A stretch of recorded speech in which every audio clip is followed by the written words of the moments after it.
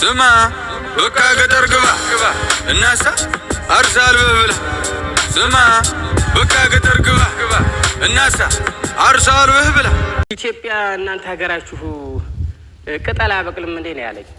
አረ ቅጠል ያበቅላል እንዴ? ዛፍ ነው እንደዚህ ተዘልጦ ነው ዛፉ የሚውለውና ምን ጊዜም አንዴ እንኳን በጋ እንኳን በሆነ ሰዓት ቅጠሉ የሚረግፍ አይደለም አልኩት። ታዲያ ዝመተህ ለምን ያው የኔን ኮካ ትገፋለህ ወይም የኔን ስራ ለምን ትሰራለህ አለኝ። እንዴት ላድርግ አልኩት። ሁለት እናት ፍየሎች ገዝተህ ቢያንስ ለአመት ለምን አትቸገርም ነው ያለኝ። ያን ካለኝ በኋላ አመት አተቀመጥኩ። ትቼ ያው በአስኩት ገንዘብ ወደ አገሬን የተመለስኩት።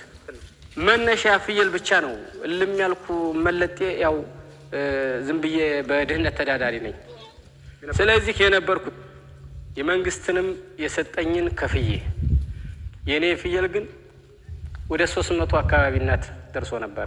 300 አካባቢ ሲደርስ አይ እንግዲህ ይሄን ፍየል ወደ በሬ መቀየር አለብኝ አልኩና በሬ ቀየርኳቸው። ይሄን እንዳለቻውንና ያንን ነጩን ገዛው አምና። ከዛ እርሻ ገባን። ዘንድሮ ቀለባችንን ይዘናል። በርሻ ምንም አናስብም።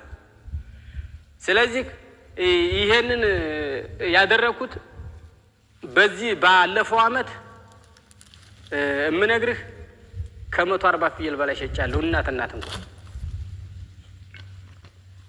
ምንም ያም ራሱ በማላውቀው ራሱ የሚጠፋውን እንግዲህ በማላስታውሰው ሊኖር ይችላል። ግን እኔ በተጨባጭ 140 ፍየል ለምግብና ለጉርስ ለልብስ አውየዋለሁ በአንድ አመት ውስጥ።